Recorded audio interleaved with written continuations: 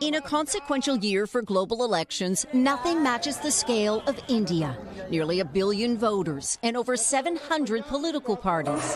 While election-related deepfakes generated by artificial intelligence spread like wildfire across Indian social media. Like this video of a politician who died in 2018 and was digitally resurrected to endorse his son. Hi, nice to meet you. It's the AI handiwork of Senthil Nagayam. His company is at the forefront of a thriving but loosely regulated industry here, using AI tools to create deepfakes, mostly for films.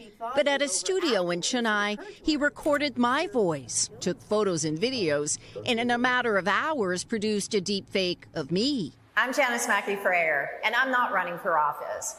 But I'm doing this political ad to make a point, to show how easy it is for la mia voce e la mia immagine da catturare in un computer. And with AI tools, I can say anything to anybody in any language.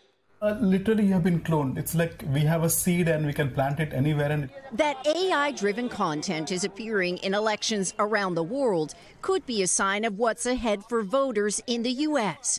There are some guardrails in place, with President Biden's executive order last year and the FCC making robocalls made with AI-generated voices illegal.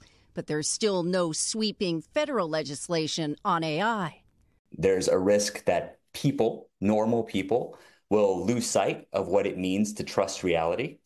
Here, as a test for tech platforms, digital rights groups Access Now and Global Witness sent 4 fake election ads to YouTube and say every video was accepted.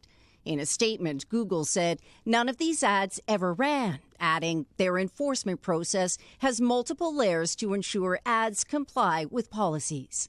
If you don't try to combat the collection and misuse of data by tech platforms, it will feed this problematic, often toxic sort of AI growth ecosystem we're seeing. There is also the risk of AI-generated content becoming a normalized part of the election process, as deep fakes are set to transform the landscape for real. Janice Mackey-Freyer, NBC News, Chennai, India.